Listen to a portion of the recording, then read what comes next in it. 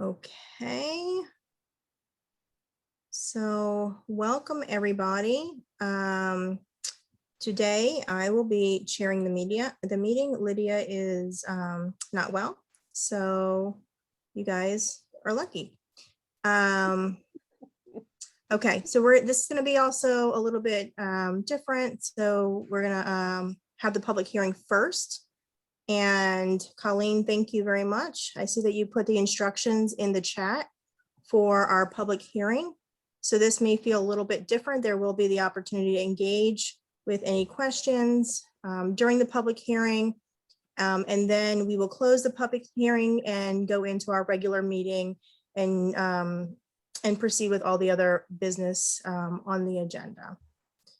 Okay, so let me get my spiel here in order. So Colleen, I'm going to go off of the public hearing comment instructions, but I'm going to do that after I do the making sure everybody's here part first on the script. Okay. Good evening. As vice chair of this meeting, I need to confirm that all members and persons anticipated on the agenda are present and can hear me. Members and student representatives, when I call your name, please respond in the affirmative. Mary Branley? Here. Jessica Clark? Here. Bethlyn Houlihan? Here. Haven Estabrook? Here. Lydia is absent. Natasha Rivera? Here. And do we have any other student representatives, or will it just be Haven this evening? Just Haven, I believe. Okay. Staff, when I call your name, please respond in the affirmative. Colleen Andrade? Here. Brian Haas? Here. Jennifer Gaudette? Here. Wayne White? Is Wayne with us this evening? Yes, it's still there. Goes. Yeah, I'm here. Thank you. All right. And Brian, do we have, I don't have my Zoomy. Jeff. Is Frank Jeff? Yep. Jeff Ferranti? Here. Hi, Jeff. Evening. Okay. And did I miss anybody on my screen? I think that's all for now. Okay. This open meeting of the Maynard School Committee is being conducted remotely per Governor Baker's March 12, 2020 executive order issued in response to the state of emergency in the Commonwealth due to the outbreak of the COVID-19 virus. In order to mitigate the transmission of the COVID-19 virus, we have been directed by the Commonwealth to suspend public gatherings. And as such, the governor's order suspends the open meeting law requirement to have all meetings in publicly accessible physical locations. All members of the public body are allowed and encouraged to participate remotely. The order permits public bodies to meet entirely remotely as long as reasonable public access has been afforded to the public so they can follow along with the meeting deliberation. Ensuring public access does not ensure public participation unless participation is required by law. This meeting will feature a citizens' comment period, which will come subsequently after the public hearing as well. This committee is convening via Zoom conference technology as posted on the district's website. Please note that this meeting is being recorded and that some attendees are... What? Oops, sorry. Okay.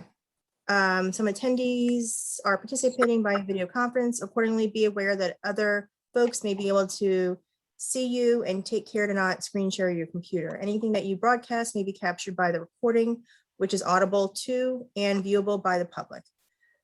Additionally, please let the vice chair know if you are recording or broadcasting the meeting prior to doing so. Please raise your hand in the participants box now if you are planning to record or broadcast this meeting. And Colleen, I don't see any hand raised. That's correct? All right. Meeting materials. Most of the supporting materials have been provided for the members of the body, are available on the Maynard Public School website under the school committee.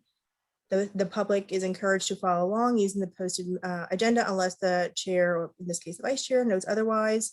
And for this public hearing, all the budget documents have been posted on the website and have been publicly posted as the notice was as legally required. Meeting ground rules. Before we go to the first item on the agenda, permit me to cover some ground rules for effective and clear conduct of our business to ensure accurate meeting minutes. I, the vice chair, will introduce each speaker on the agenda. After they conclude their remarks, I will go down the line of members, inviting each by name to provide a single comment, question, or motion. I will go through the line of members again for additional comments or questions as time allows. Please hold off speaking until your name is called, and remember to speak clearly and in a way that helps generate accurate meeting minutes. Please do not interrupt anyone who is speaking and cease speaking if the vice chair requests you to do so. Finally, each vote taken in this meeting will be conducted by a roll call. Okay, and now I'm going to go to the special rules or reading for the public comments for the public hearing. A copy of the proposed budget for the FY22 can be found on the school website, or which I know Colleen has gracefully emailed to the community, their staff. To obtain a copy of it, if you would like a copy, please email Colleen Andrade, candrade@maynard.k12.ma.us. During this public hearing, all interested persons shall be given an opportunity to be heard for or against whole or any part of the proposed budget. Such hearing shall be conducted by a quorum of the school committee. For the purposes of this section, a quorum shall consist of a majority of the members of said school committee. So please see below for the public hearing period. Okay, so here are the general rules that will be for the committee's public comment period. Public comment during the public hearing shall be for a period of 30 minutes and shall generally immediately follow the budget presentation. All comments will be directed to the vice chair. You can also email comments for SC meeting@maynard.k12.ma.us. Any citizen wishing to make comments during the virtual public hearing has 3 options to do so. For those who would like to speak, Zoom has a raise your hand.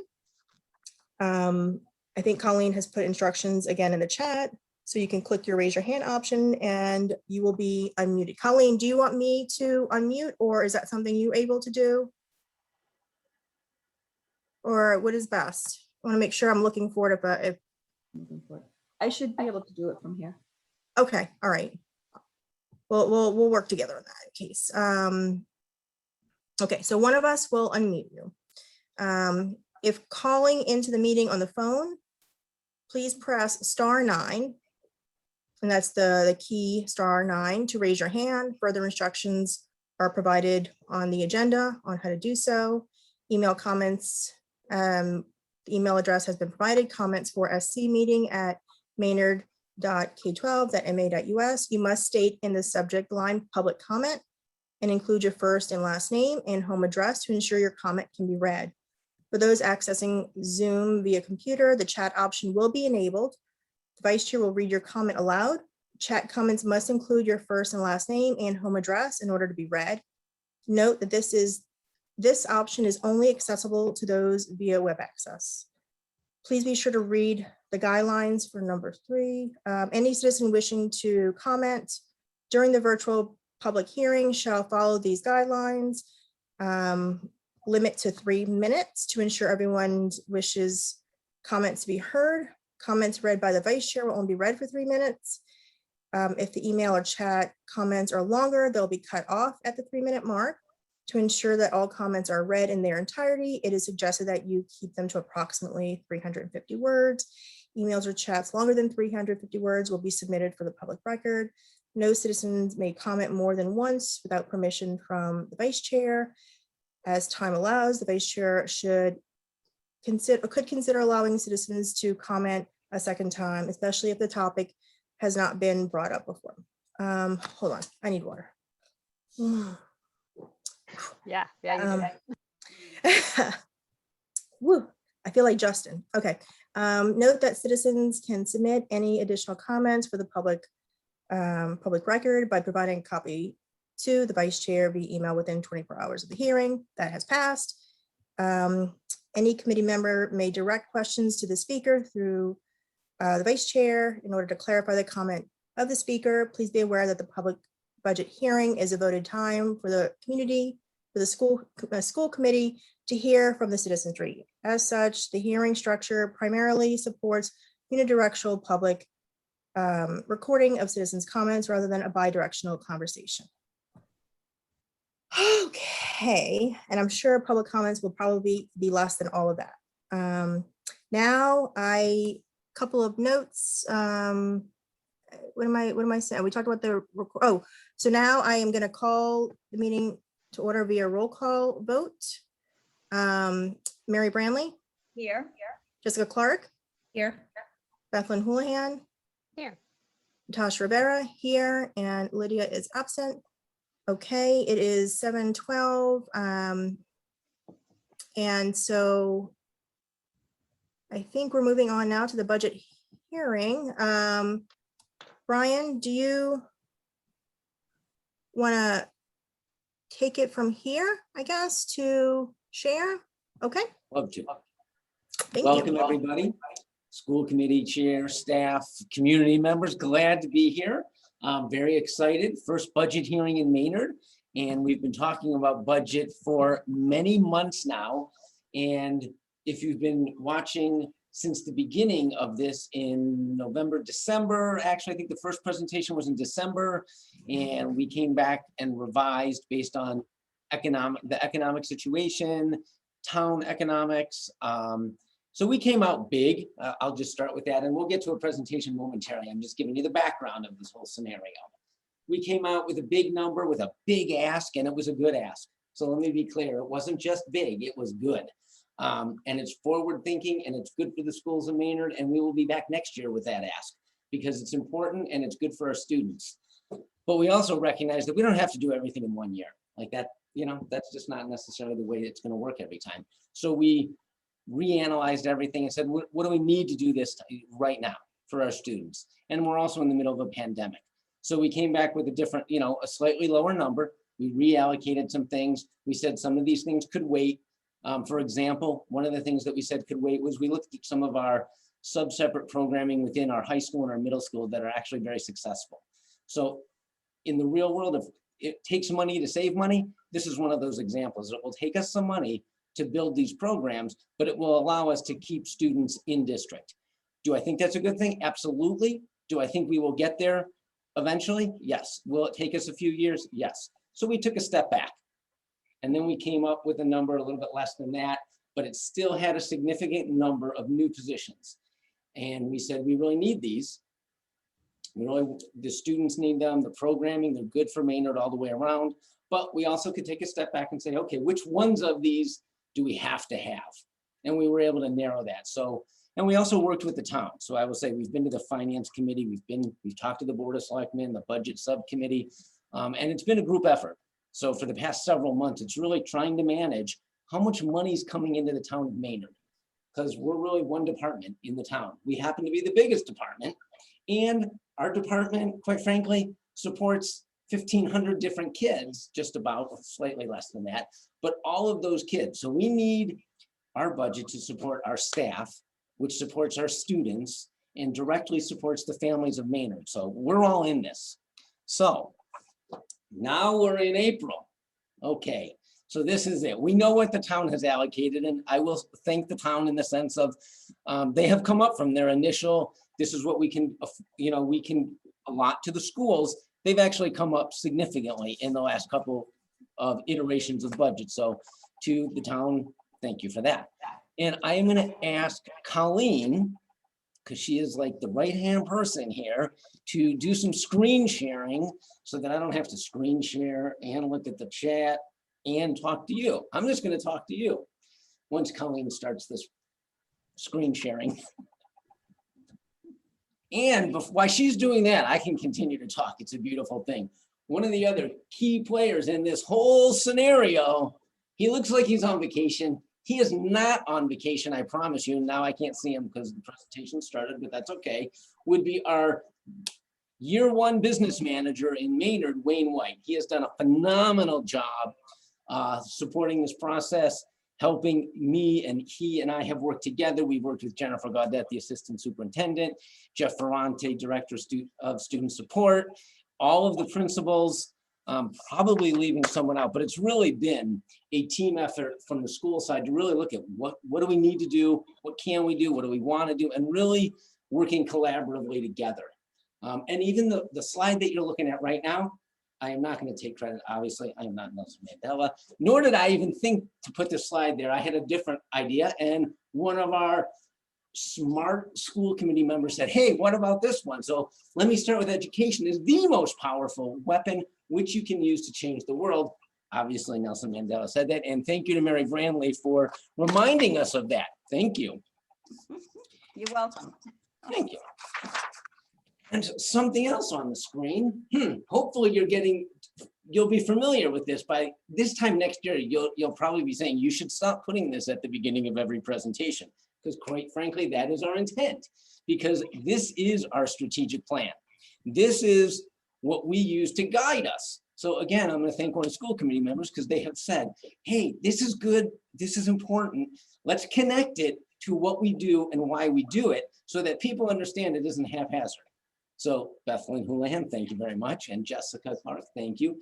They were on the subcommittee. They're like, let's do that. So we're making that conscious effort to share that with you, in addition to just going right into the numbers in the budget, but reminding people that as a school community, we have said, this is our strategic plan, that inclusive practices that support all students, that superior academic experience and developing global citizens, all of that, that's what we're about. That is important. And then, and I'm certainly not going to spend the time tonight to go through this brick by brick, but those are the higher arching pieces of the strategic plan with lots of steps under there. And actually, I should probably mention Jennifer Gaudette, who's kind of the brains behind this operation, along with many other people, but she's definitely the driver here in many ways. So she gets a lot of credit for that. So, you know, I'll clap. People can clap with me if you want, it's all right. There we go, Jeff, thank you. Bethlehem, thank you, I appreciate that. Now, we can talk a little bit about money. Since we're at a budget hearing, it would be kind of silly just to thank everybody. Our FY22 proposed budget in April, what I like to call a maintenance of effort budget. And what that means for me to you is that we are able to maintain our programming and staffing. So this budget is not going to be recommending reductions. We're going to reallocate resources to maintain our current programming, our staffing, and be strategic about that to increase student retention. Next slide, please. So this is the overview, if you will, of what I started to talk about before I asked Colleen to start. So back in December, we came and asked for $21,829,456.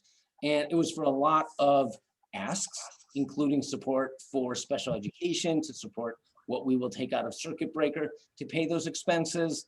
And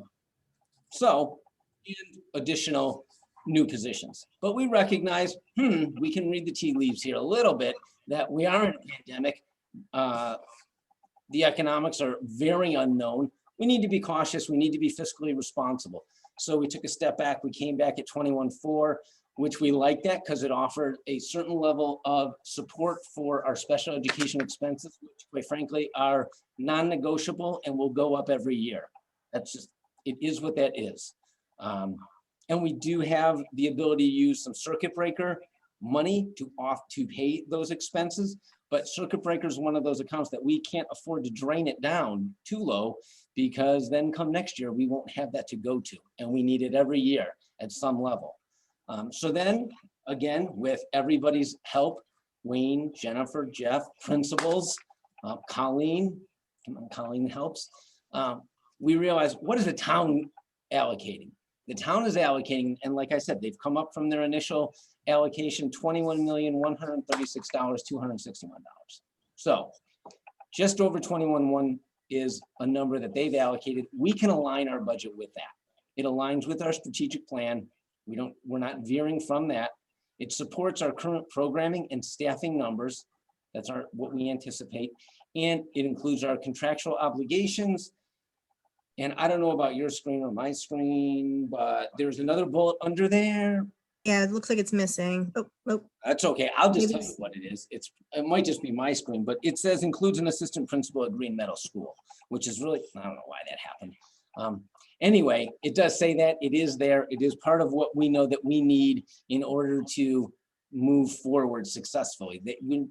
In order to run a school of 400, that is not a one-person job. No matter how good Mr. Rulo is or how good whomever the person is, that's a two-person job. There's a lot going on in a typical year. We were able to do it this year because we reallocate a lot of resources internally. So people like Dr. Gabron, Jennifer Gaudet, Jeff Ferrante spent a significant portion of time supporting Principal Rulo at Green Meadow, and it's worked. That's not a long-term solution to that staffing model. So that's why that's there. Next slide, please. So just a quick overview, sort of what are the big items in a school contract? So we have salaries, we have contract and instructional necessities, which include everything from food service to transportation, technology licensing, professional development. So there's a lot, quite frankly, that goes into running a school. It isn't just salaries. That's the major driver, quite frankly. But then there's all these other necessities that you need. Then there's operations, field maintenance, maintaining the buildings, pupil services. And you know, that goes by a lot of names, pupil services. Those, some people say, hey, that's just special education, but it's a much, much larger category than just that. It includes, and you can see on the screen, everything from assessments to psychological support to ELL services.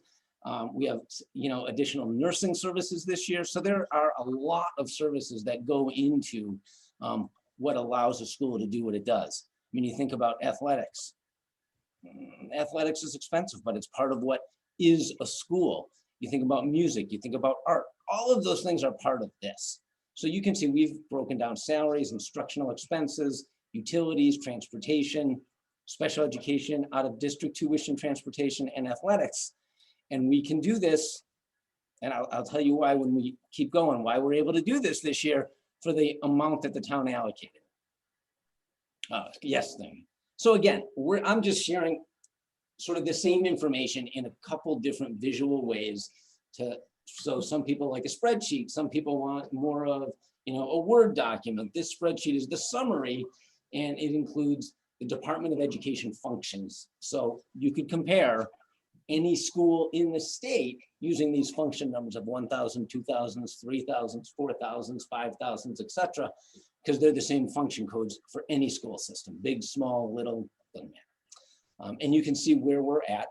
Again, we are able to do what we need to do in terms of running the school system, everything from administration to instructional to all of our services to operations, fixed costs, tuitions within this amount. Colleen, one more slide.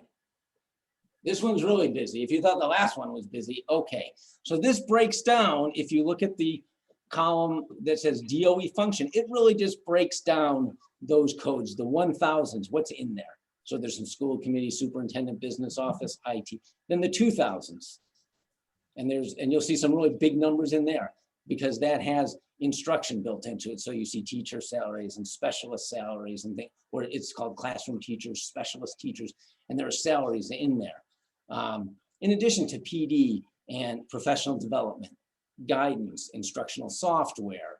Then you get to the 3,000, where it's more health services. That's one of the bigger tickets in there. Athletics.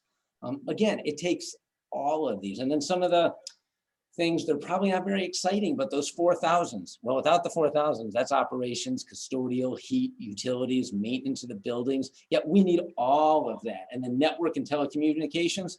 If you didn't think that was important a few years ago, well, you certainly know that that's important this year because we were remote way, way, way back at the beginning of the year. So networking, telecommunications, absolutely important.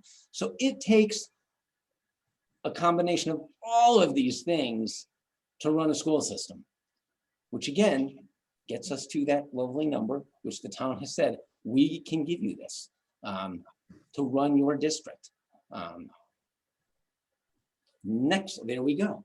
this is what, so this slide's interesting. This is one of the reasons that we're able to do this.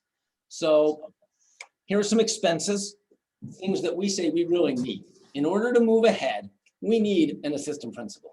We need a literacy special, specialist for preschool, because we're expanding that programming. If you've been at prior school committee meetings, you're well aware that we've talked, even in years past, there's been discussion about expanding preschool from 3 to 5 days. And we're able to actually do that. That will take some reallocation just in terms of staffing. Literacy consultant, we know that that is a topic that we want to put resources into and an area that we want to improve in. So that's on there. And the funding source in the middle of the screen, this is interesting. So if it says COVID grant, ESSER 1, ESSER 2, ESSER 3, those are different grants with different amounts of money you can see on the bottom. And they are short-term, if you will. So for example, the LPN, the custodian, the grant management accounts receivable person, the intervention team, those are all being paid out of grant money coming from the state and the federal government to say, we know you have needs because we had a pandemic.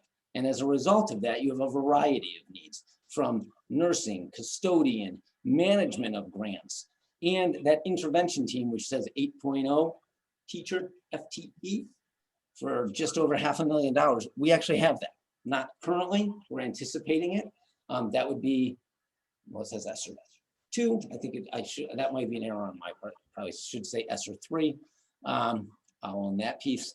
So you can see the different amounts that we've been allocated. And the last one, the ESSER 3, which says 1.2 million, it needs to last until 2024. That's an estimate. It depends on the formula you use and the day that they give you the formula. We've used everything from 1.2 to 1.5 to 1.9. And the truth is we just don't know yet because they haven't allocated it. But we know it's in that range. I estimated low because it's always better to estimate a little bit low and come in with a little bit more. And we have time. So the ones that are funded by a grant, as we look at them, they're short-term. They're good for a year or 2 years or 3 years. But if we want them at some point to become permanent positions, then we have to build them into our operating budget. So the reason that we're able to maintain our budget and add these positions is because we've gotten these grants. So I just don't want you to be confused about that.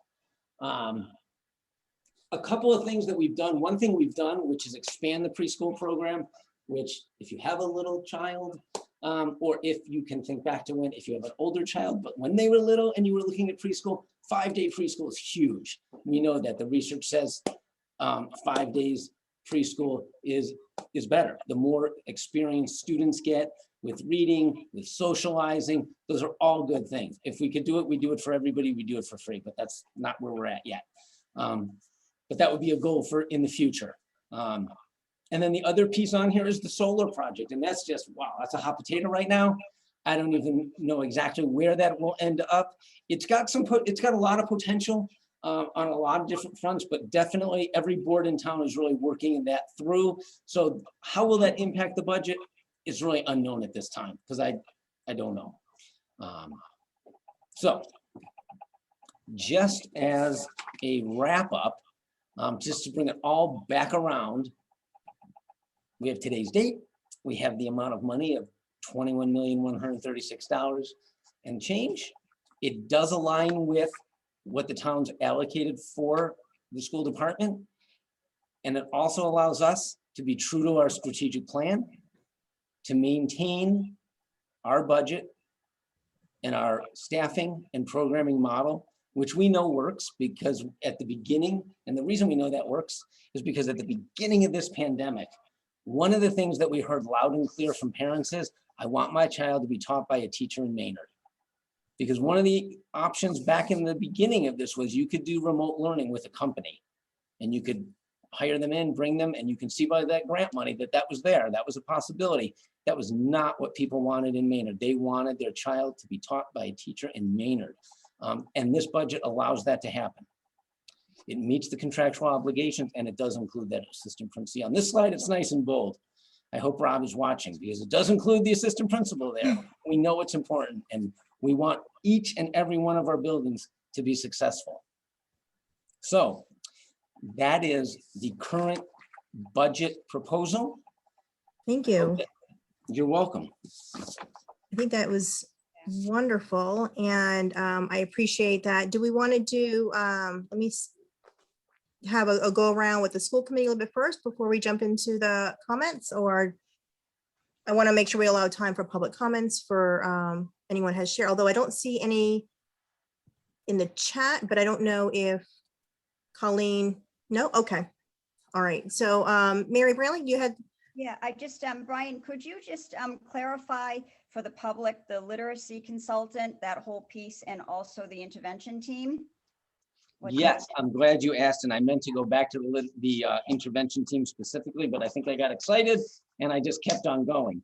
The literacy specialist will likely be a consultant to come down to, not come, but to be at Green Meadow and possibly some at Fowler, so sort of that K through, I would say 5, maybe 4 or 5 in that range, to really help us look at which programs we're piloting, what does our current curriculum look like in terms of literacy, what's working and working well, what might not be working, and how do we incorporate with fidelity some of the pilot programs so that we can then make a choice of which direction to go in. And I'm glad you asked about the intervention team as well, because that's a big ticket item and it's silly for me not to mention, it's 8 people. So again, it's grant funded. We will have them potentially if for a couple of years, because we have the funding for that. And it's a team of teachers, including guidance counselor as well, school counselor, content area specialists, who can be in the building. Predominantly, quite frankly, more so Green Meadow, because I think it's fair to say, most concerned about if there's the loss with the youngest students in terms of reading and writing and literacy. early intervention is always key anyway. I mean, that's the best approach. Exactly, agreed. So they would be a team that could go and do and work with the teachers in what I would call sort of a push-in model. So it's not a pull-out strategy. They would be in the classroom with the teachers, supporting them, modeling things, supporting them in a variety of ways through the different grades at Green Meadow. And we would have them for a couple of years, which I think would be really beneficial. And if it turns out, hey, there was no learning loss, everybody's just rocking it, we can reallocate that for some other area like literacy that we talked about. We probably could use that there as well, in addition to what we already have. Perfect. Thank you. Jessica? And also just to preface, this will be on our May 6th meeting as well for discussion. So with the school committee, because that's when we will actually be voting on the budget. So, but don't feel pressure to ask all, be all now. Thank you. So just one question in regards to the literacy, to piggyback on her question on the literacy consultant.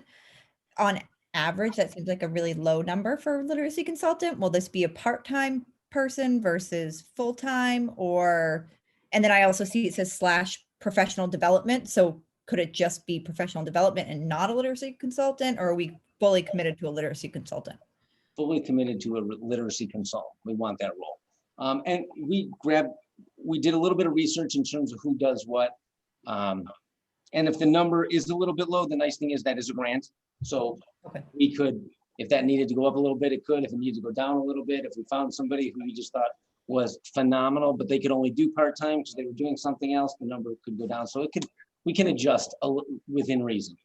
Okay. And then to piggyback on that, where would the new pilot programming materials fall under? Because I didn't see any big like jumps in any of the line items. So where is that coming from to pay for the new pilot programs?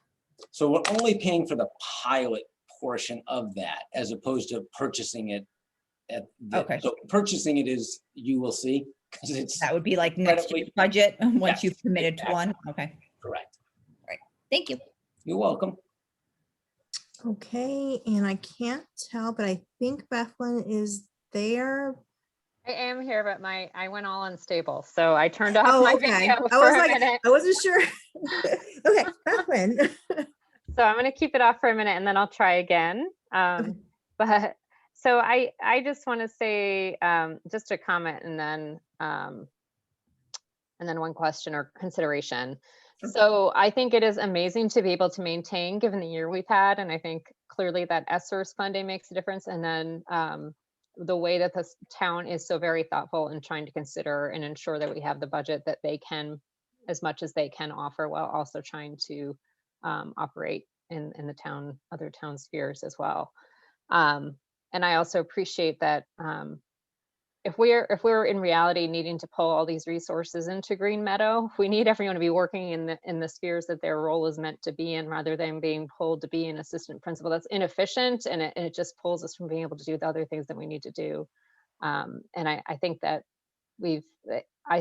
particularly with the year we've had and what we need to do working ahead, it makes so much sense to have that assistant principal be able to be back there and be restored, because we had someone in there previously. The last thing I just want to say for consideration, I don't need a conversation about it right now, but and this I could also put in an email for consideration, is I just feel like that intervention team, I could just see, I'm just wondering if they can be nimble enough to be able to be used in other places in the district. So I just wonder about at the Fowler School, for instance.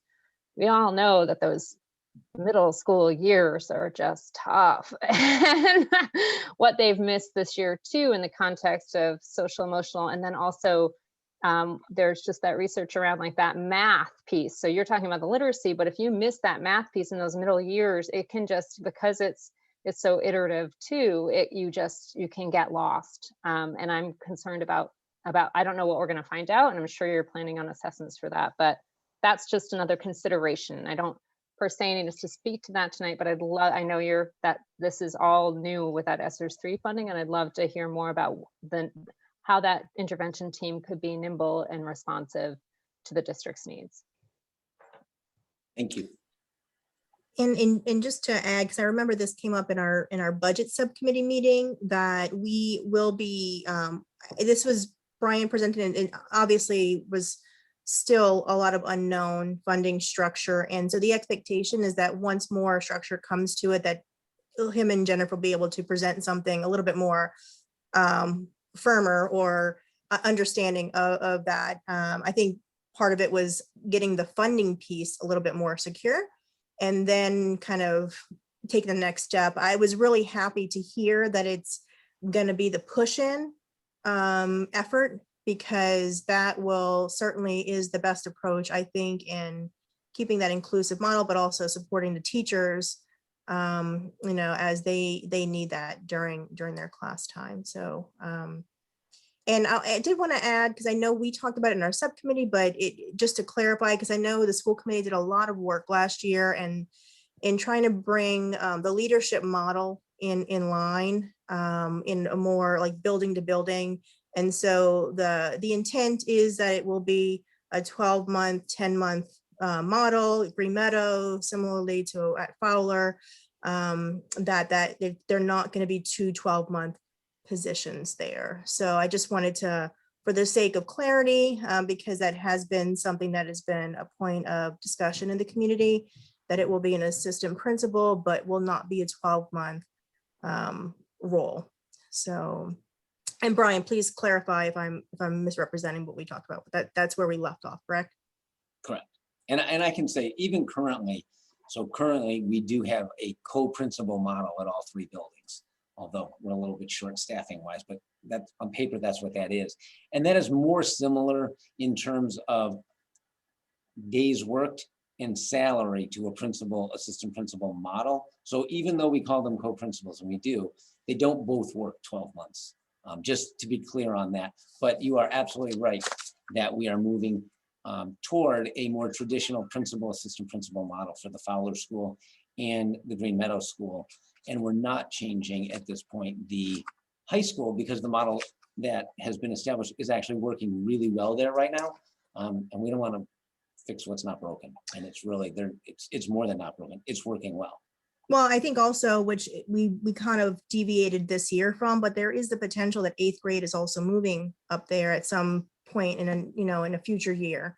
Mhm. And so having that additional leadership presence, with more pupils there probably makes sense to retain, given that there will be the possibility of, movement or, a lot of happenings in shifts there. So I think that makes sense for my feeling as well. The high school's been doing really great. All the buildings been doing really great, but I think that particularly the high school, from where the spring was to where we've shifted from last spring to this year, I've heard a lot of positive feedback, and so Chuck and Kevin have been doing tremendous work and in that bringing those kids back and doing, getting them acclimated there. So thank you. And Wayne, I know you're quiet here, but Brian, is it okay if I give Wayne an opportunity to? Wayne, I know a lot of this is your baby too, so please, you have the floor. Is there anything that you'd like to elaborate on? And I just want to first give you a lot of praise. I know Mary and I have had the luxury of meeting with you and Brian in the subcommittee, and it's been really a pleasure. Your ideas, your perspectives, and how you're sharing, your openness to hearing the feedback, is in your first year. And this has been such a tough year between you and Brian. I'm glad you keep coming back every day. But I just, I think. Down in Martha's Vineyard, he didn't come back. He hasn't come back. Yeah. I'm gonna put one of those in my background next time, because but I wanted to make sure that you had a chance to really speak on the budget as well, since a lot of this is on you. No, it was great. It was a team effort. Everyone associates the budget with the business manager, the finance director, but it is a team effort between all of us. I spend a lot of time, with Jeff, with Jennifer, obviously with Brian. So, we work well together. I think that's important. I think we have the same goal, which there are a number, but the bottom line is trying to do what's best for the district and to bring the best education that we can with the dollars that are allocated. So I think, Brian did a good job of covering all the points. I just want to say, it's been a good process and a team effort. Thank you. And I really appreciate, because I know in years past, there's been a little bit of fluidity in how the presentations outline, what we're voting on. And I really appreciate the thought that's been put into how we put the information out there for the public to really be able to process, to understand the intent of the request that we're, asking for, what the goals are that are aligning with that, and a little bit more granularity into how the allocation is, expected to be used, which I think is really important and is consistent with what happens in most districts, but it can feel a little different because it's not always how Maynard has operated. So thank you for really providing that expertise in how to balance that. How much can we put out there without people getting lost in the information, and allows the operation to function without needing to shift line by line, where it's a hindrance, but also appreciating that we do have a responsibility to the taxpayers to demonstrate, how we're expecting to use the money for the town. And I think that you've done a great job in elaborating, conveying that in your recent report, and Brian as well. Thank you. And I know there's a whole team of you, so thank you all who've had your little piece of the pie in providing context here. And Jeff also, to give them, the kudos, because that's, they're part of it also. So. Absolutely. I don't think we have any emails, Colleen, that I saw. I wanted to look to see if there's any hands raised. I didn't see any hands raised. If there's anybody in the public who would like to speak or ask a question on the budget that's presented, please feel free to raise your hand or put a comment in the chat. Natasha? Yes. There is one question, and I don't know if this is an error or accurate. There was one question about an explanation of the increase for student transportation from 25,000 in FY 1920 to 783,000. It's Do we have a on name and a, Linda Thayer. oh, Linda Thayer, okay. And so Linda, should It's we, on a slide that's FY 22 proposed budget. can we maybe, is she, Linda, do you want to raise your hand? We can unmute you. Maybe you can clarify. Is that okay? I see she's there. Sure. Can you Hey, hear me? Yeah, Linda, is it okay if you want to maybe clarify your question a little bit more? Yeah, it's fine. I was looking at the proposed budget and I'm not really familiar with reading these, so there is an item, it's under function 3,300. It says fiscal year 1920, it was 25. Oh, I see it. Transportation service, student Right. transportation services. So you're looking to get a little bit more understanding or context on the fluctuation in that number? Exactly. Thank you. Okay, thank you. That's a great question. Brian and Wayne, I don't know, it looks like, just to pull up here, so Linda's question in the student transportation for the adopted FY 1920, it looks like there's 25,044, and then it has increased to 783,200. And I don't know if we have the answer to that right now, but if there is information that you're able, I know there was a lot of shifting in redefining the budget that was talked about and how it was done before. And I don't know if this was part of that mechanism, or if maybe we need to look into a little bit more and we can come back at our next meeting and with an answer to that. I think that'd be better. I'd rather be Okay. exact in providing an answer at the next meeting for that. Great question. Thank you. Thank you. Linda, is it okay if we either email you or is that okay? Maybe get an email to you?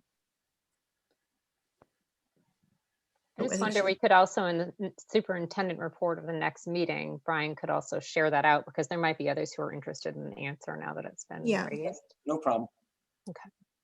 Thank you. All right. So we'll do that. Is there any other questions from the members of the public before we close the public hearing? Or is there any other school committee members that wanted to share any other thoughts? And again, we will have the opportunity at our next meeting also to deliberate further on this. But I would say that the expectation is that we're going to be voting. So if there are questions between now and then, Mary and I will be meeting with Brian and Wayne in the subcommittee on the Wednesday before. But if you have anything maybe earlier that week, you can maybe email, I would say email Brian and Wayne directly, just so that, and they can share them, consolidate all the questions, and then maybe consider them and we can discuss them in our subcommittee meeting. All right, so I don't see any other hands. I don't see any chats, and I don't see any email. Colleen, does that sound about right? Yep. Okay. All right, so thank you all for this. I think it's great. I look forward to having more discussion on it, but I think it kind of speaks to certainly the need of where we are. And I appreciate the thought that's been put into it all holistically, every building in a team There's effort. So There is one hand raised, Natasha. oh, sorry. Okay. Oh, I see. Kim Baldasaro. Okay, I'm going, oh, Colleen, can you unmute her? And Kim, when you're unmuted, if you could just state your address, please. Or your street.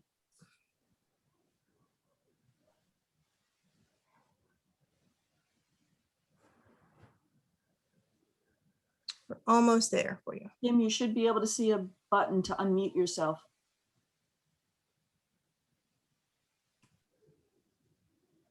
Oh, thank you. There you go. Hi, Kim Baldessar, 80 Concord Street. I was just curious, I don't want to take, I signed in a little bit late. I was just curious about am I reading on the thing correctly, an increase in preschool classrooms? Yes. Is that because there's an anticipated like jump in population? I'm just really curious as to like the need for that. So can- is that part of our programming? We're expanding to 5 days. So Kim, just for a little bit context, through this year, we've been making a very deliberate effort of thinking about how we can increase programming at preschool. And part of that is increasing the program to 5 days. And I think that's what it's in line, but I don't know, Brian, if you had any more definitive, but I think that's where it's regarding, right? Yeah, no, that's accurate. And we've, looked at the research, and really, if we can provide students the opportunity to be in preschool 5 days a week, it's better for them.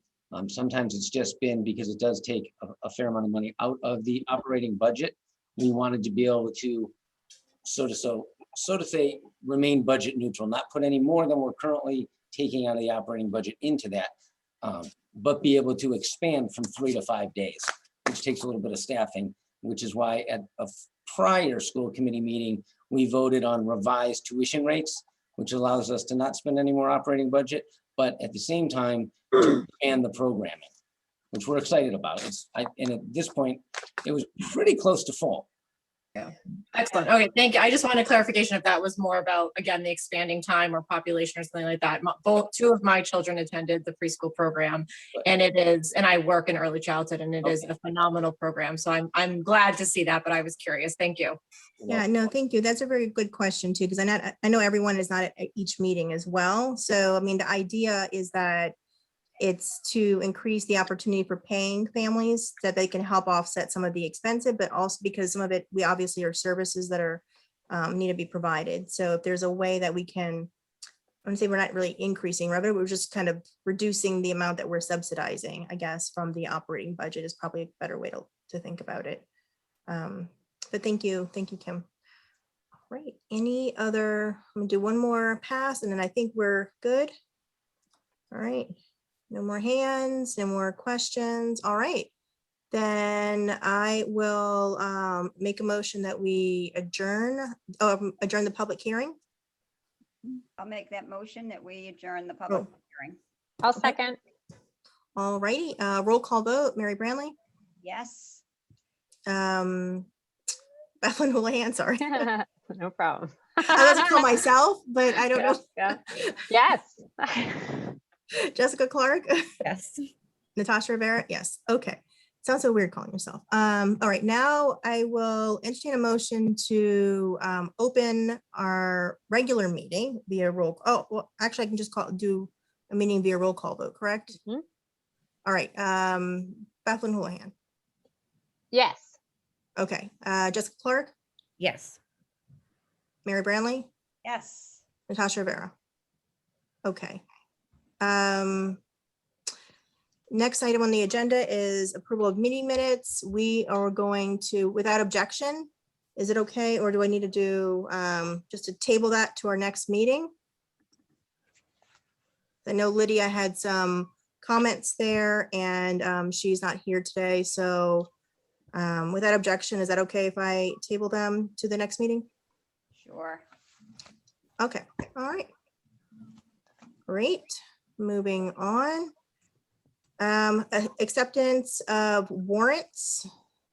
So we have warrant 21053, 054, and 055.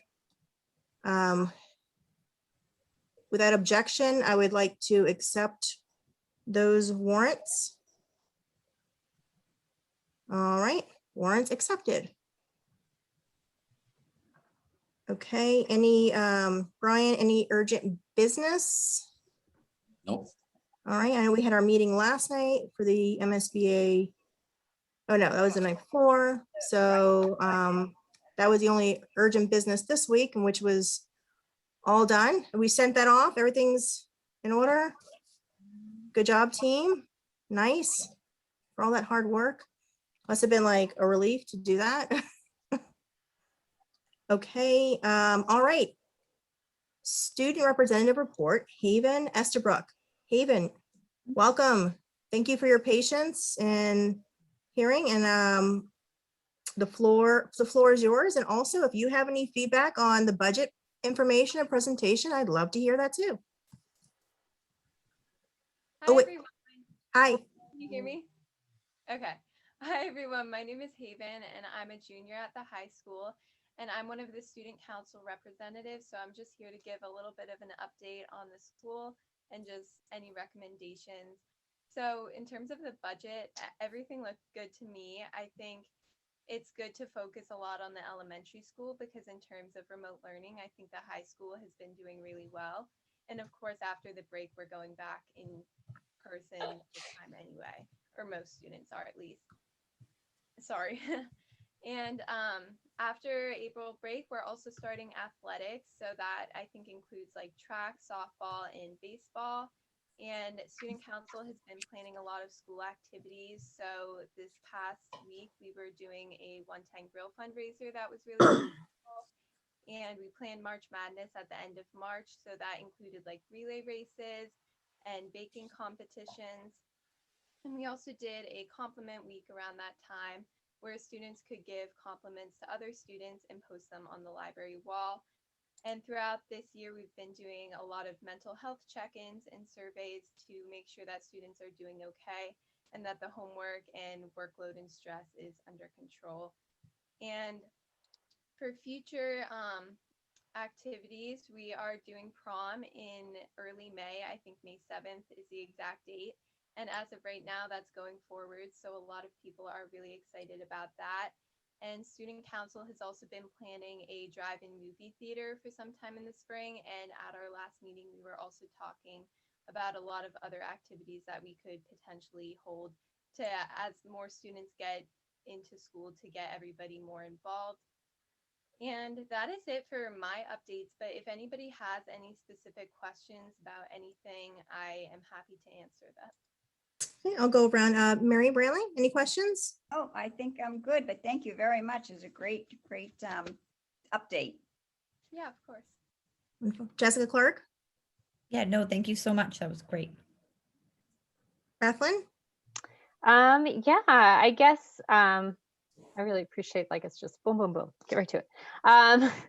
I just, while you were talking, it occurred to me, one, I just love hearing that all the different activities to try to build that sense of community and like bring everyone back together.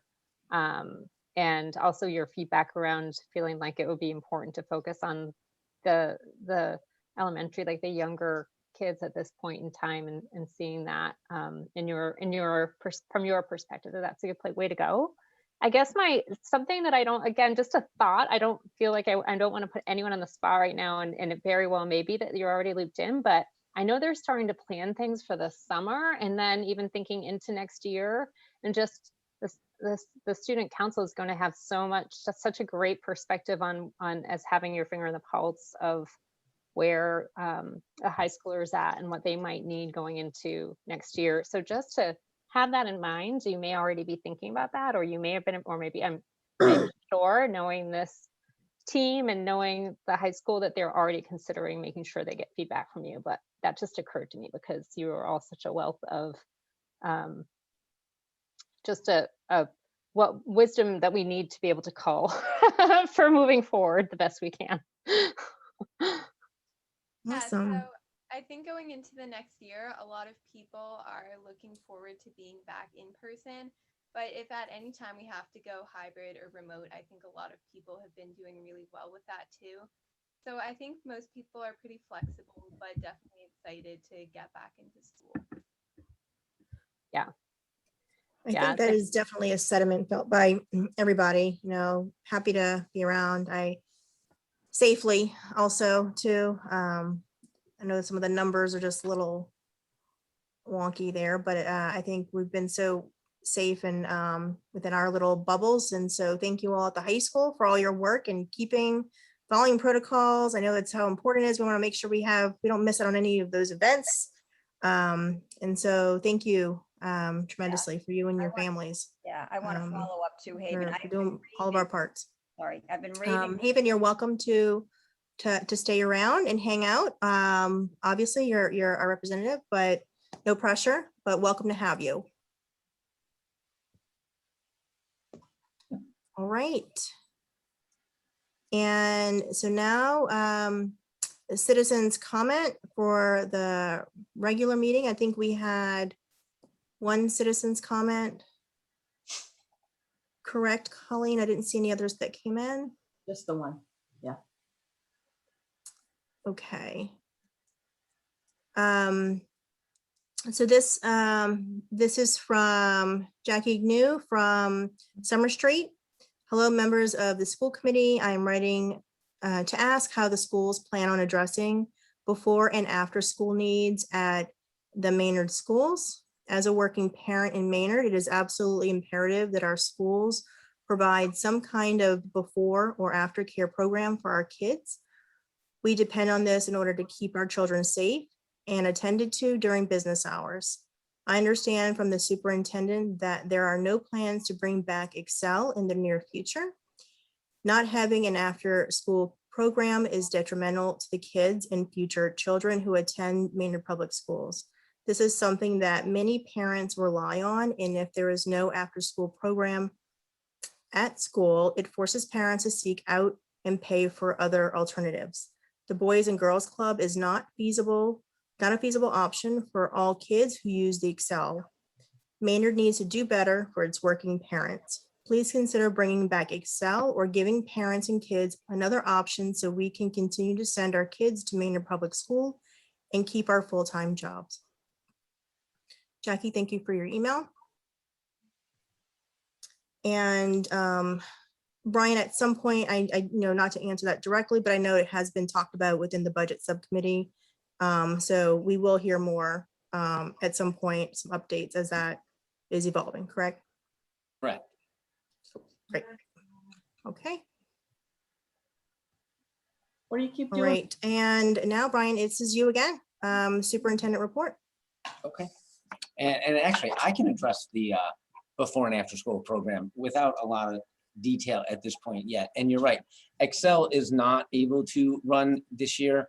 And basically that's because the people who worked it in the past, because it didn't run this year because we were remote and we were hybrid and we didn't have those activities at school, most of the employees found other jobs this year, which is why they weren't able to leave their current job to come back here for the last couple of months of school this year. So it's not that we didn't want it, and it's not that the former director didn't want it. It was just a matter of not being able to put the staffing model together in a safe way. So just to be clear on that. Currently, we're working, and I know Wayne and Jennifer have been working on our request for services, which is the document that we post publicly to advertise for a before and after school program, because yes, we do recognize that it is an important component, and that working parents absolutely need something, someplace where their kids can, attend and be taken care of, and whether they're doing activities or homework or just getting, waiting for school to start, whatever the case may be, before or after. So we're working on that to put out and interview companies or businesses and to fill that void. So we recognize that there is a need there. Anyway, I just thought I'd say that. So that's in the works.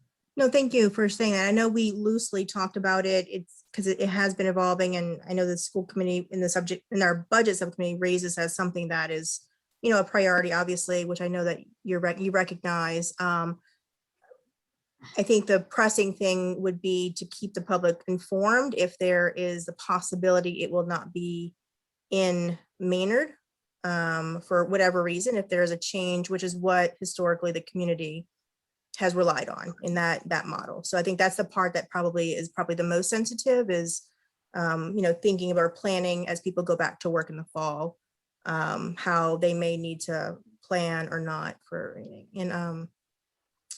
And Jackie, I see that you have your hand raised. I'm gonna call on you just if, Colleen, can you unmute her?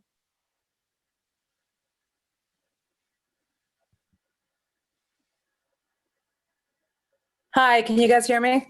Yes, hi Jackie. Thanks. Thank you for responding.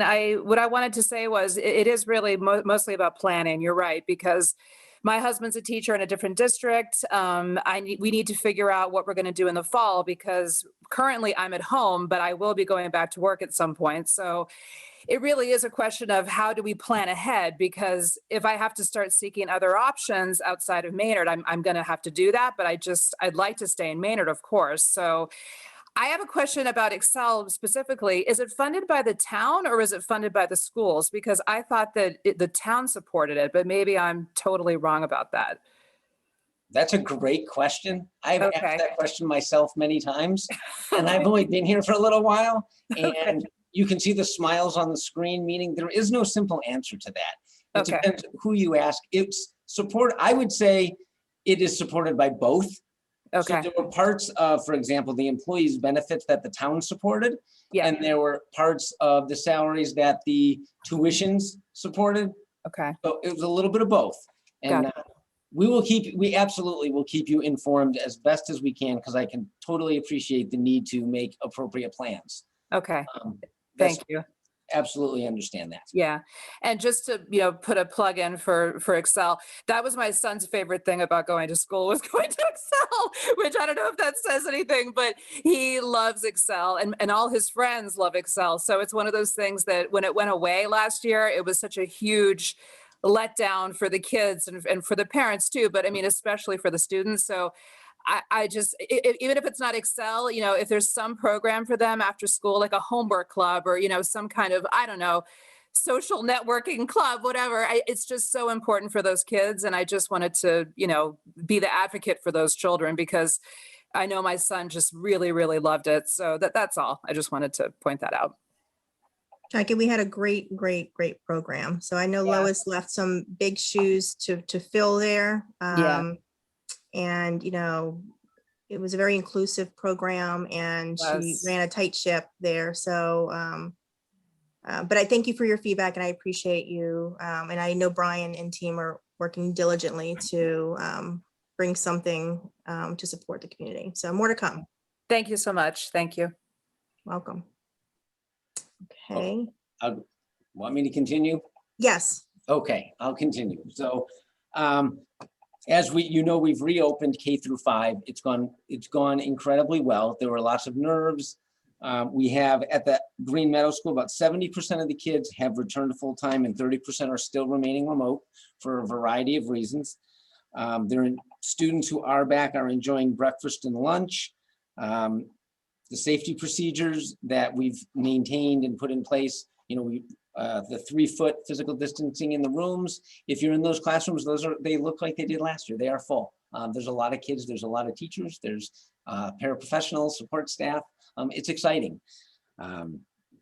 Cafeteria is a very funny looking place right now, but it works really well. And it's very similar at Fowler and at Green Meadow, in that there's lots of plexiglass and kids are kind of far apart.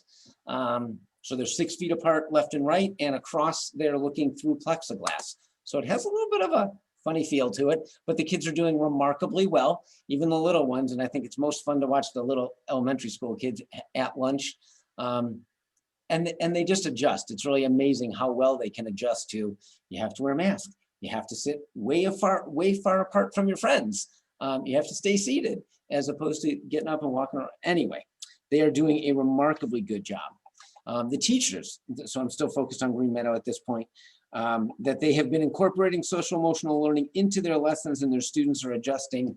Because for many of them, this is like the beginning of school. They've really only been back for a week, and we know as adults or young adults, it takes a little while to get into that groove of the beginning of school, even in the best of circumstances. And this is certainly not that, because we've transitioned multiple times, and there's nerves around being back in school.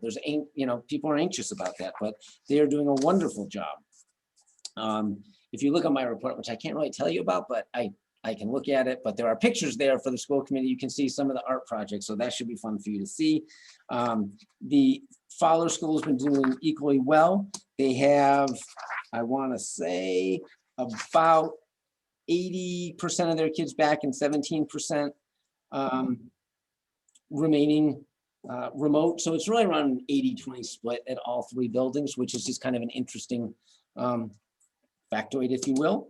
And the high school is a little bit different. They have a slightly larger, they're at 75-25.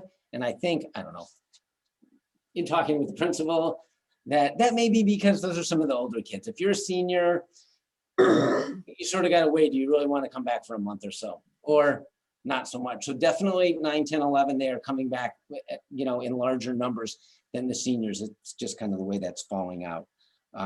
There's exciting things happening. You know, Haven mentioned some of them, so I just got tidbits of information that I'm happy to share, like exciting things, even just coming back. So we're planning at each building, they're planning, and they have at the high school foreign language week, you know, big plans. It's the week after vacation, but it's already in the works and the kids know it, they're excited. The school counselors have started the post-secondary planning process with all the current juniors. They go into the classes and they begin that process. So some of the normal things are happening, which is exciting to see and hear. If you happen to catch the news, you would have had to be up kind of early, but I know Mr. Ferrante is up early, so he probably saw this live. I had to watch the YouTube video of it, but according to Cindy Fitzgibbons from Channel 5, she said, probably the most creative wake-up call we've ever had. That's the quote. And it had to do with these Rubik's Cubes that spelled out good Do we morning. play it? Is there a way? I know it was really quick. I don't know if it's worthwhile. No, you don't want to play that. We'll send it out. We're not going to do it right there. Send it out. I think it'd be great to send it We'll out. send it out. It'll be much better. Okay. But it was very exciting. And the newscasters were very excited with the creativity. So we will make sure we send it out so that you have the opportunity to see it. So more excitement at the high school. The MIA sportsmanship public service announcement grand prize winner was Amani and Diego. They took the grand prize. And senior student Sam Teague won, and I can send this out to you because I've seen it, this year's Massachusetts anti-drug video public service announcement competition. So we will put, and the high school may have sent these out. So if it's already been out and I'm kind of behind the times, that does happen sometimes. Mr.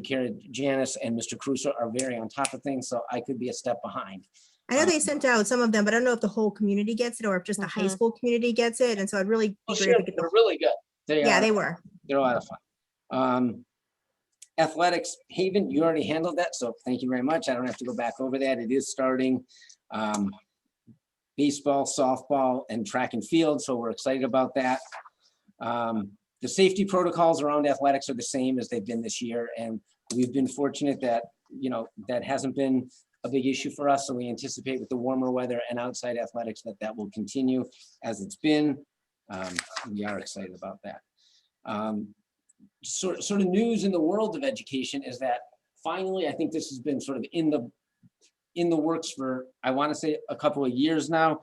The Department of Education put out their guidance on dyslexia, which if you look at the front page and the names, you'll probably know somebody. There are a lot of names involved. There are a lot of really smart people involved in putting that document together. It's about an 80-page guide or so. We've shared it internally, and one of our principals who I think I saw online, I think he put together, there he is, he's in the corner of my screen, Principal Rouleau, put together a sort of a quick hit of that larger document so people could take a look at the larger document. And then if they wanted a quick overview to know where to dig a little bit deeper, it was about an 11-page document to really grab the high points of that. And likewise, Mr. Ferrante did a similar thing for me to share with you if you haven't had time to read it yet.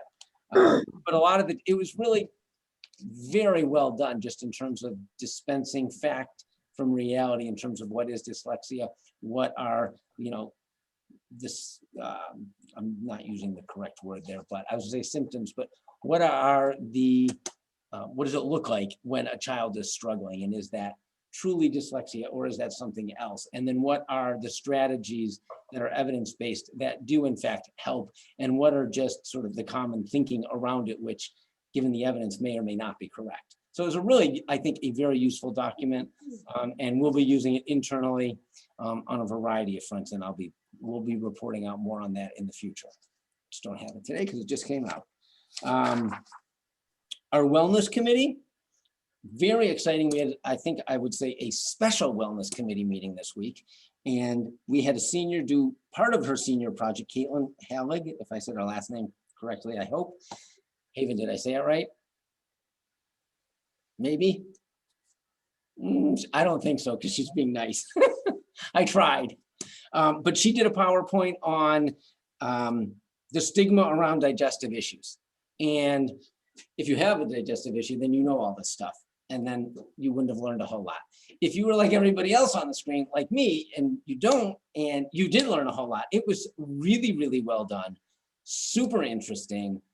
It really dispelled the myths around digestive issues. It explained what they are, how they impact students, what some of the, what the challenges are around having, and there's a variety of them. So, but having one, and what is that, how do you act in class, and how do you, do you want to talk about that with your teacher? Do you want to tell them that? All these really interesting components of that. And then what was most helpful is it actually got around to solutions. So she not only identified what were the issues and how does it impact a student, but then what could we as a school community do to make improvements? So we came away in an hour, I don't even know, yeah, I think it was an hour, with some hands-on, we could do things differently and we could do them better for students. So thumbs up to Caitlin, big thumbs up, there it is. Very excited. As Ms. Rivera mentioned, we had the MSBA meeting earlier this week, these full committee meeting, and then the school committee, both committees approving our request for services, which is the next step in the Mass School Building Authority project towards looking at Green Meadow. So we are in the queue for that. Thank you, Mr. White. I know you put in hours and hours and hours on that, and it went in and they received it because we got the email that said we got it, and they're reviewing now. So thumbs up to Mr. White. All right, there we go. All right, people are with me still. Food service, here's a good number. Mary Branley, this is up your alley. You ready? Since November, food service has served, get this, 20,024 breakfasts and 22,358 lunches.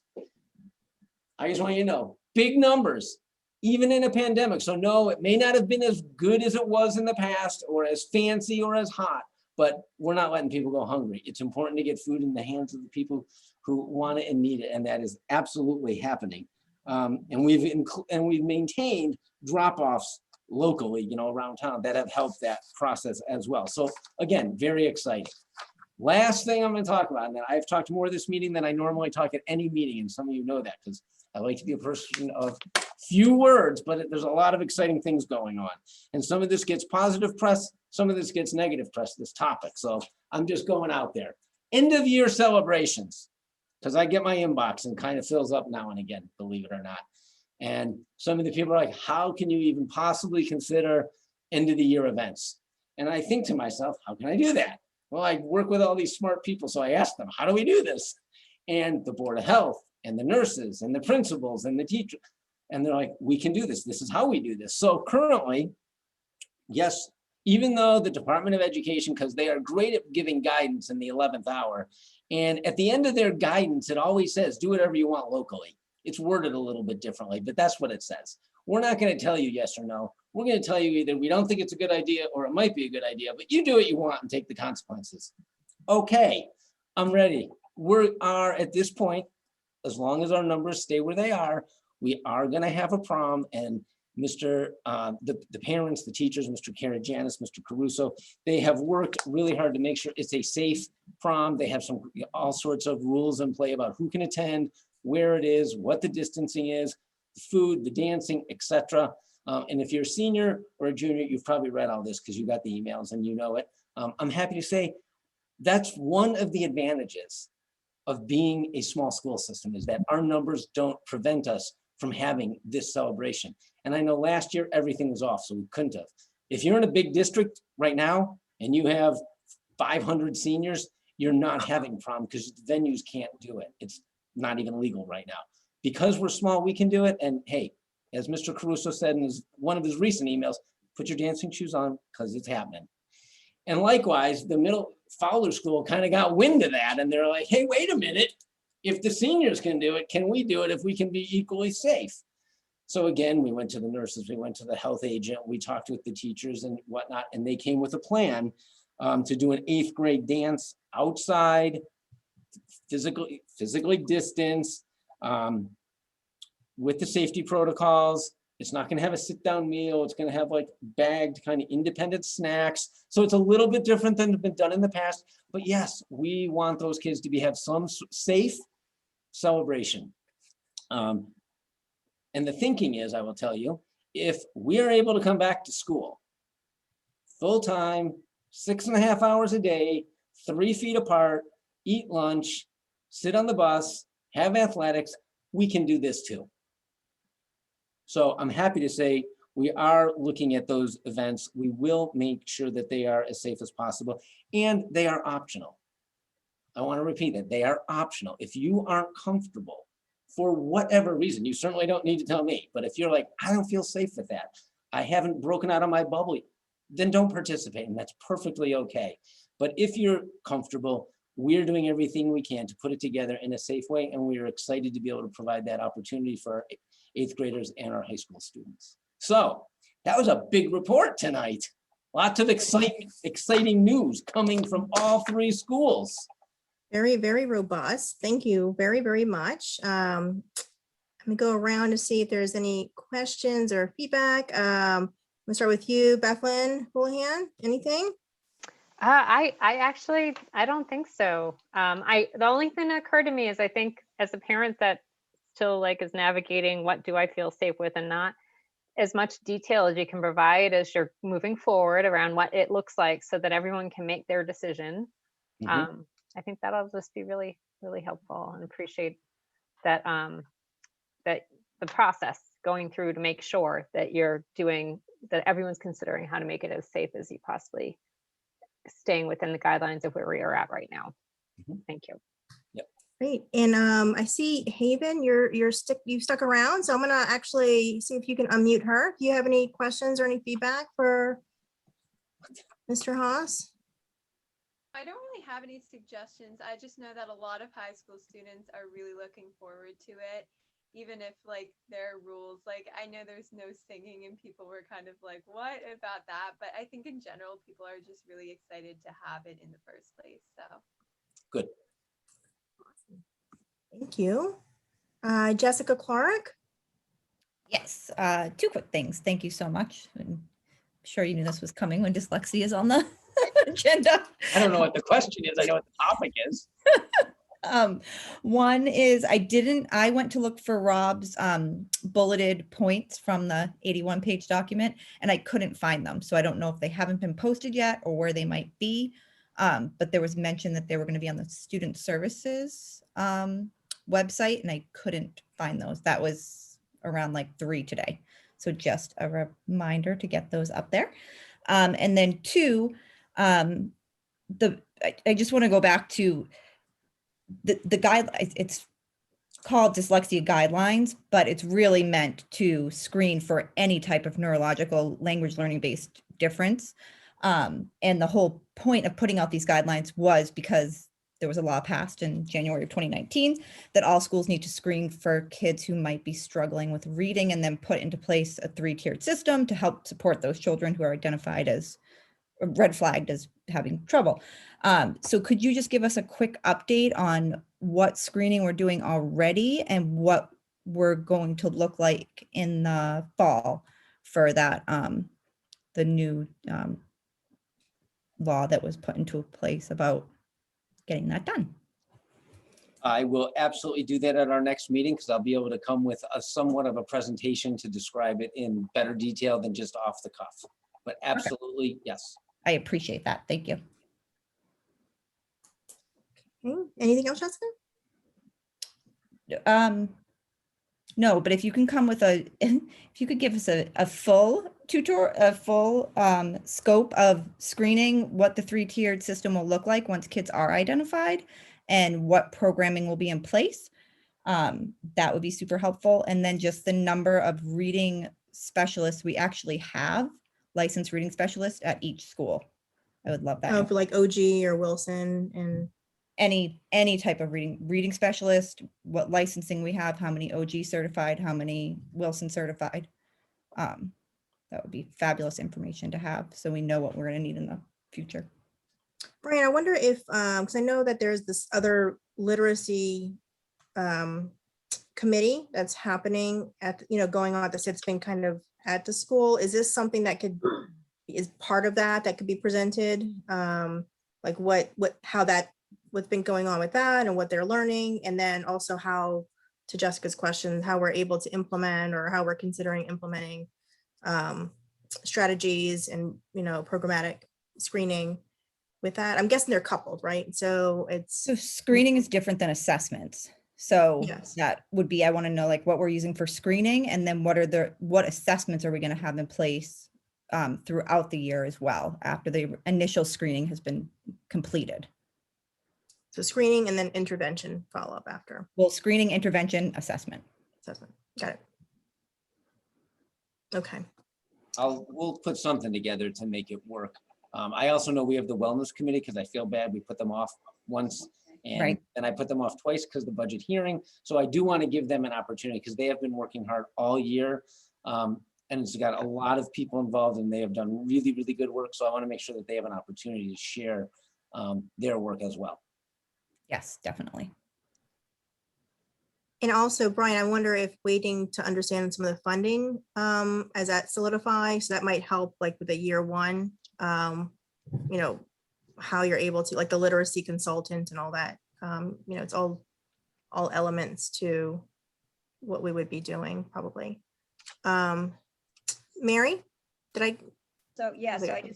I want to do a shout out first to the Maynard Education Foundation, because we actually just funded another professional development for another Green Meadow teacher to get the Wilson Alcott professional development. So just wanted to throw that out there. But then Brian, also under the athletics, just want to say thank you to Weston for taking on our lacrosse seniors. That was a really, really nice thing for them to do. So since we weren't able to continue that. So thank you for that. And the wellness committee, that was going to be one of my things, is if we could put them on, because poor Charles Gabron was here last meeting until midnight, and the poor guy never even got to present. Felt like it was midnight anyway.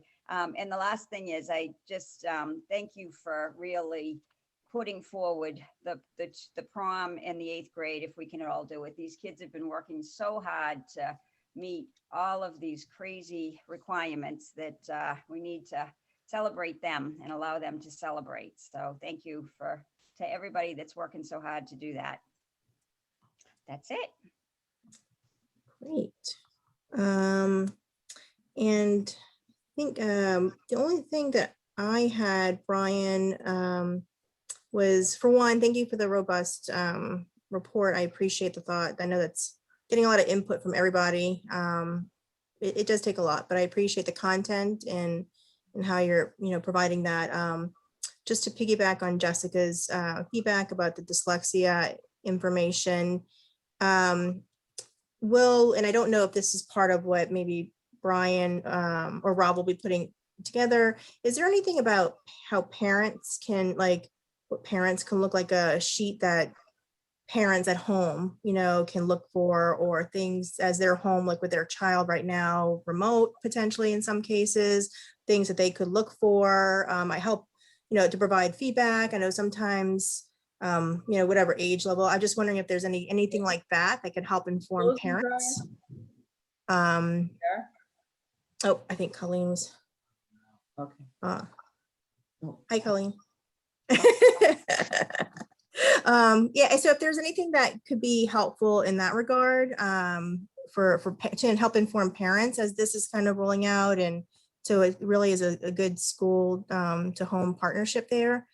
And the only other feedback, and I know this is kind of a ongoing conversation piece, is with all the literacy things that are going on, an interventionist that is fluent in Spanish, and how, an update on that, just for the Spanish immersion program, and thinking about, if they need push-in supports, or just generalized supports, how we are thinking about doing that, because I know that's something that we haven't really had a great model for at this point. So just updates on that as well in the future.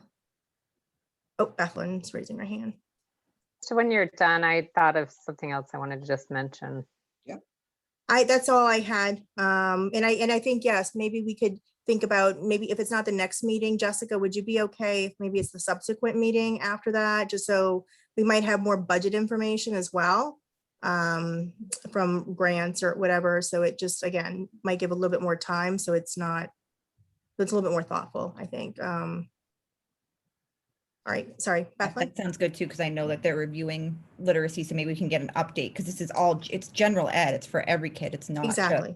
aimed at a certain subset. So maybe by that point, we'll have some updates too on what programs we're planning to pilot, and it can all be a broader presentation. And I'd rather you have the time to prep that and have, a better understanding of what direction we're heading in than rushing to get it for the next meeting. And as we've all shared, Charles definitely deserves to get his wellness committee time. So that is perfectly fine. Yeah, so that looks like it'll be maybe around like May 20th tentatively. So, all right, Bethlyn.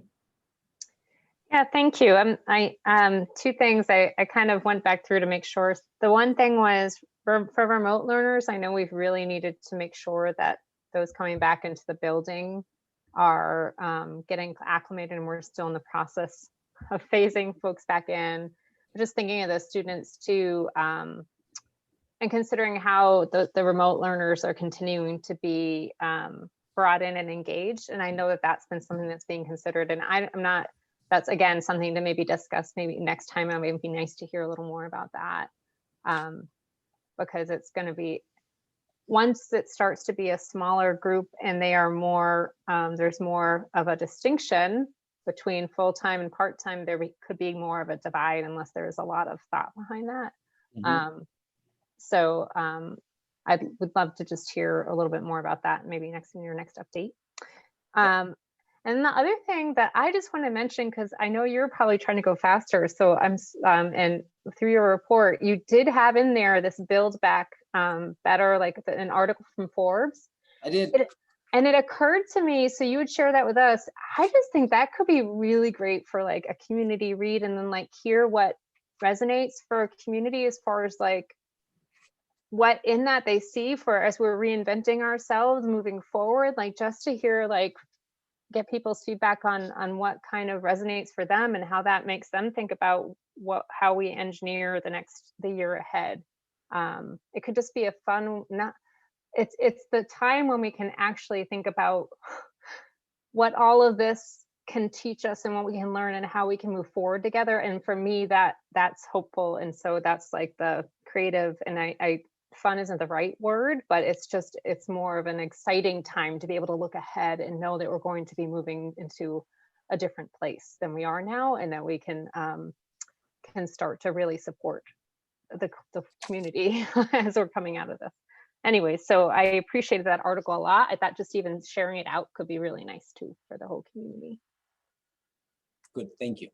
Yeah, that's it. Thank you for letting me come back one more time. Oh, no worries. Brian, I actually had a question that I thought of earlier, and it wasn't in your report, but it was just something that the weather today, or talk about potentially like snowish, or I mean, not going to happen, but it was just, I don't want to say it, but it's April, right? And it's New England. And what is the plan? Because didn't some kids, they give back their laptops already in some of the elementary grades? What is the thought process if, for instance, there's a freeze? What would the plan? What would your plan typically be? Is it just a regular no school since? Okay. All right. And I just wanted to, I wasn't sure because I remember reading that some grades did turn in their laptops, right? The younger grades, but I thought I read that somewhere. I would defer to Mr. Rulo, who's got his finger up, which means he has a quick answer. Colleen will unmute him if that's okay. Yeah, great.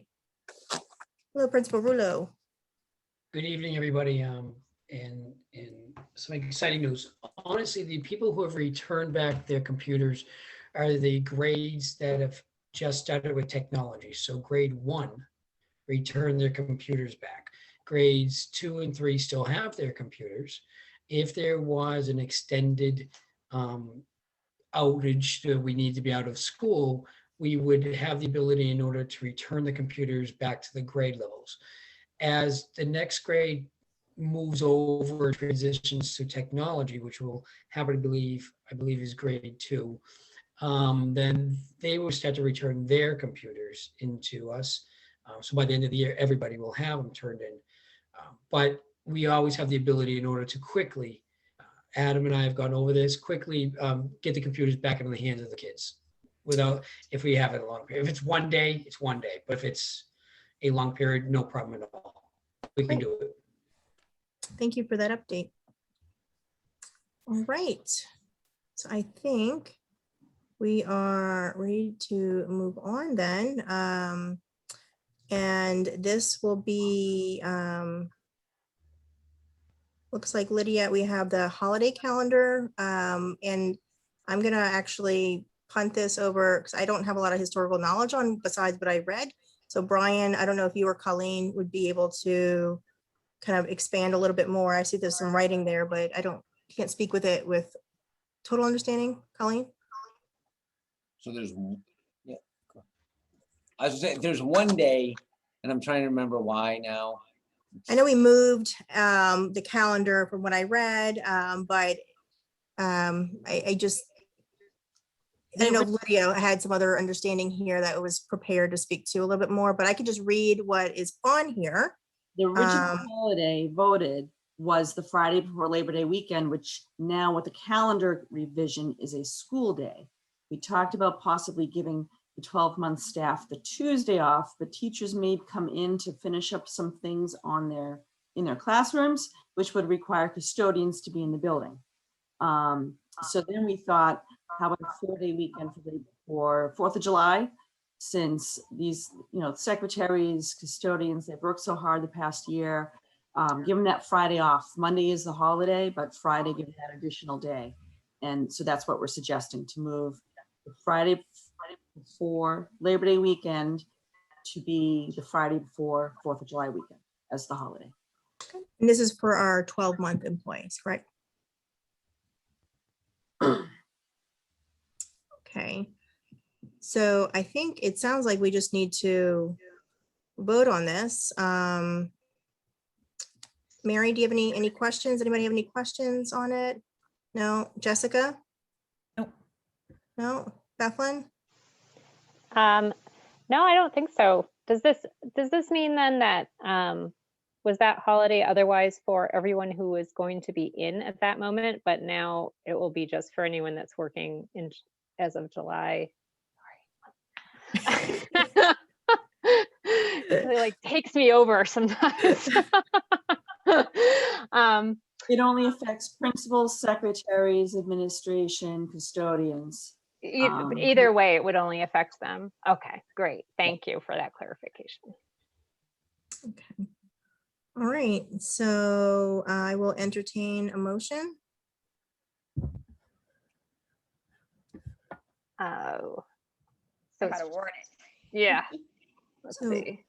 I guess I could just make the motion, honestly. I will make a motion that we accept the recommendation for the revised holiday calendar as proposed for 21 to 22, amending July 2nd instead of September 3rd. A second. Good work. Second. Okay, any discussion? All right, roll call vote. Mary Branley, Yes. Jessica Clark, Yes. Bethlyn Houlihan, Yes. Natasha Rivera, yes.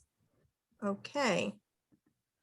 All righty, and now we have Jen Piccarelli for the sesquicentennial events. Do we have, is she in our audience? She need to raise her hand so we can identify her. Yeah, if you are there, Jen, raise your hand. I don't know. And I gotta tell you, I know Lydia was in contact with her, so I don't remember. There was a little confusion last time. So I am going to say, I don't see her here, but if she shows up for some reason, we'll, let me just make sure an email, there's no email that came through, right? Okay, so I think what we'll do is that I will table that to a future meeting to be determined in coordination with Ms. Picarelli and Lydia and Brian. Okay, without objection, is that okay? Good. All right. All righty then. Other business? I don't have any other business. Brian, do you have any other business? I'm all set, thank you. Okay. All right, and moving on to subcommittee reports then. And I'm actually just going to give an update as part of the subcommittee because that's what I was planning to do anyway. All right, Mary Branley, you want to go first? So Natasha and I had a budget meeting last Wednesday, I guess it was, in preparation for tonight's hearing. And then we had the tri-board budget meeting last night with the FinCom and the selectmen. The hot button issue, as Brian had mentioned, was the solar panels. So we sort of, this is not the time to talk about it, but we need to figure out how or if we're gonna have future conversations about that, because there's the window of the 90 days from when Governor Baker signed some legislation about that after 90 days, I guess some of the benefits of the solar panels are going to go away to us. So we just sort of, the message loud and clear last night was just decide if we want to move, if this is worth moving forward and what needs to happen in order to have that happen. So, and then the only other thing was Brian had mentioned the subcommittee for the MSBA, which we've gotten the operations project manager template all created, and thanks to Wayne, a lot of work, it was submitted. So that's it. Terrific. Jessica? I don't have any updates. We didn't have, we haven't had a meeting since the last meeting. So All right. good. Thank you. All right, Bethlyn? Yeah, so same. We haven't had a strategic planning or curriculum or the communication meetings for subcommittee. I do have a few kind of nice articles to send to you. So I'm just letting you all know so I can, when you'll see them. One was, it was a fascinating kind of breakdown of the last 30 years, kind of the shift from, and whether, no matter what you may think of this as a policy, having corporate taxes have gone way down in the last 30 years, and that was a primary source of allowing for the funding of public, essentially like public work, like all the municipalities being able to then fund schools. Like I've been trying to figure out, like, what's the missing piece here of why everyone's talking about on the towns and the schools that things just aren't funded all the way up through secondary education, and this looked to me like one of the missing pieces as far as what's shifted over time. So I just thought it would be interesting to read for kind of understanding the long haul, and just for context for any advocacy we might want to consider moving forward as far as considering budget and considering not just for the schools, but for the entire town, and just honestly, generally for kind of trying to make this whole equation work for the public good and what that looks like, and the trade-offs here. So I just thought I'd send that along to everyone. That's really it. Great. So I had a couple updates, or for me, for one, I just wanted to give a shout out to our paraprofessionals. I know last week, April 7th, was Paraprofessionals Appreciation Day, and you know, we have some of the most fantastic paraprofessionals. So thank you for all you do. I know it was the first week back, and can't say enough words of appreciation. And also, next week, which I know we're not going to meet before, is Administrative Professionals Day. And so I see, I'm looking at you, Colleen. So a little preemptive, I know we won't see you, but thought I'd give a little shout out to you and all of our wonderful administrative teams that are behind the scenes who are like the people supporting the people. I mean, let's be real, they do some of the hardest work. So thank you preemptively for all that you do to support, especially this year, more than doing everything 4 times. I'm sure it's nothing like doing everything, redoing it multiple times. So thank you. To add to Mary's feedback with the budget, the town budget subcommittee last night, it was very, for me, it was very clear that we couldn't, they wanted an opinion, they wanted direction. Our guidance that was that we have not been able to meet as a board. And so we were unable to speak on to the solar piece. There was information that was asked recently. There were members who felt that some of their questions maybe were unreasonable, or the requests. And I didn't feel that it was my place to minimize any school committee's request for more information. And just for a contextual understanding, the school committee was not really engaged on a timeline to make a decision until March. So before that, we did not understand that there was a need for decisive action that was expected of us. And I just didn't want that to be lost when the conversation is, why isn't the school committee, deciding or whatever. We really didn't get asked to do anything until March. And by then we needed information. Doing our due diligence, I think, is part of what our role is. So, so that was something that Mary and I certainly emphasized. I think it probably was not, it was frustrating because I think the takeaway was they want answers and we're not prepared. Ultimately, we did share that our next meeting was May 6th. So if they need answers before May 6th, it didn't look like that was likely going to happen because there's still yet to be determined information. However, if there were challenges with some of the questions that were asked to provide, we did ask them, Brian, to share that with you and Lydia. So whatever the list that was provided. So you might hear from Greg or Justine possibly, what they felt that they're not able to get in a timely fashion, or what might take more time from the information provided. And I think ultimately that's how we left it. So it was a lot of unresolved,